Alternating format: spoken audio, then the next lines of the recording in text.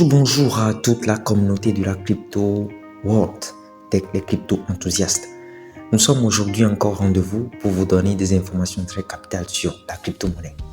Comme dit, cette chaîne notamment est mise en place pour notamment fournir des connaissances dans le domaine pratique sur le plan de la blockchain, de la crypto-monnaie et aussi pour vous apporter des informations capitales du domaine de la crypto autant opportun et quand elle sort réellement.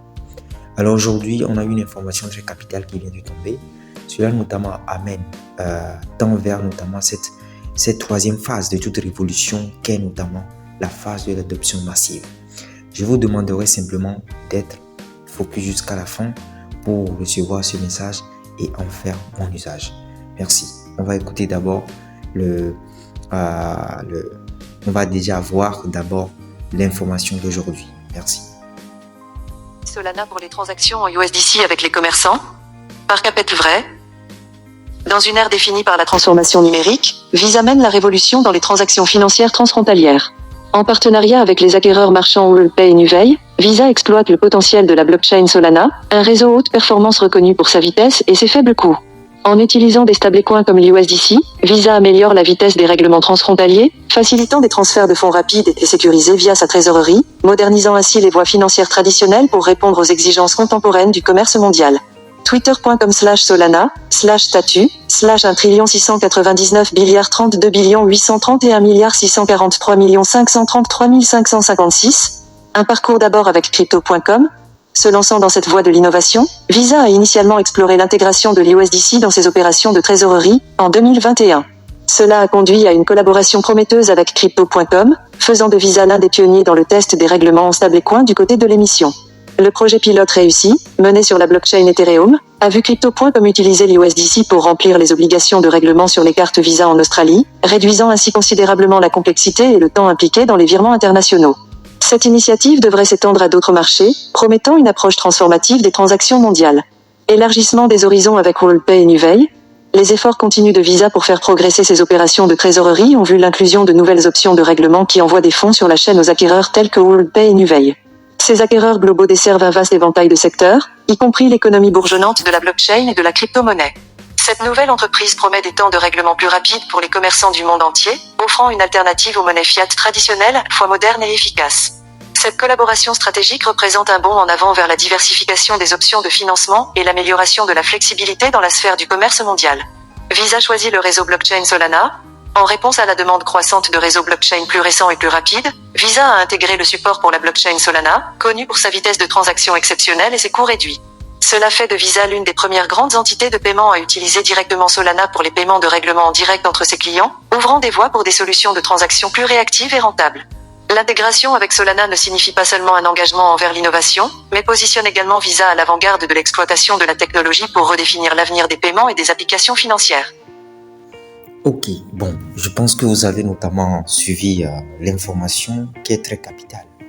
On voit aujourd'hui Visa qui notamment choisit la blockchain notamment de Solana pour ses transferts au niveau international.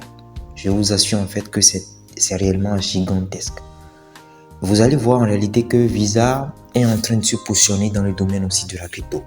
Parce qu'ils savent en réalité que ce domaine, c'est toute une économie qui est en train d'émerger et qui va s'imposer au fil du temps.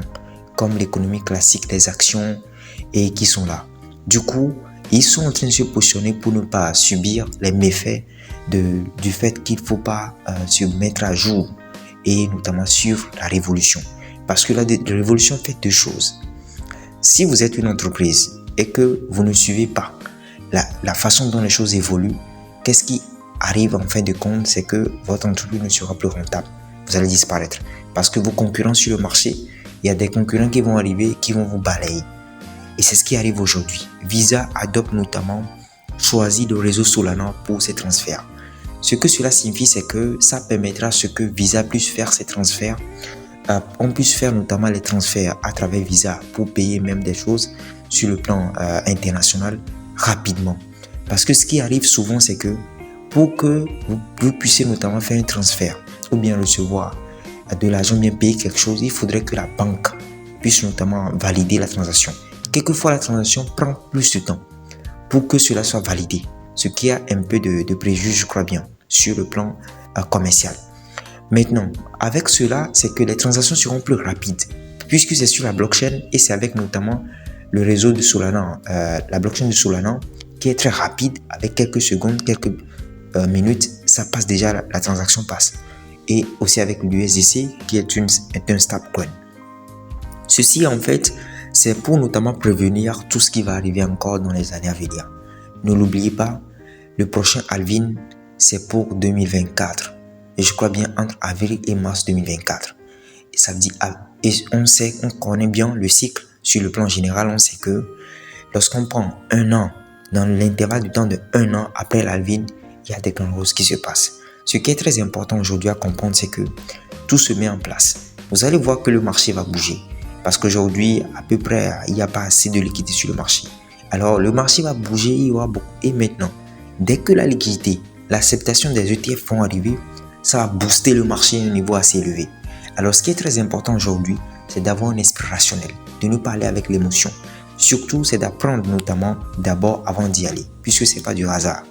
Apprenez très bien, si même c'est pour payer des formations, faites-le. Parce que pour s'enrichir, il faut comprendre qu'il faut d'abord apprendre, même si c'est pour payer. Puisque vous voulez vous enrichir avec ce que vous voulez faire. Même si c'est pour payer des formations, payez-les. Et notamment, allez-y avec stratégie. Investissez comme ça se doit. Je ne suis pas un conseil financier, mais je peux vous dire c'est que il faut faire le maximum aujourd'hui pour ne pas louper le prochain halving, le prochain bull run. Merci et à la prochaine. Si vous n'êtes pas encore abonné à la chaîne, faites-le pour ne pas louper les prochaines, notamment informations capitales et les prochaines formations sur la chaîne Crypto World. Merci et à bientôt.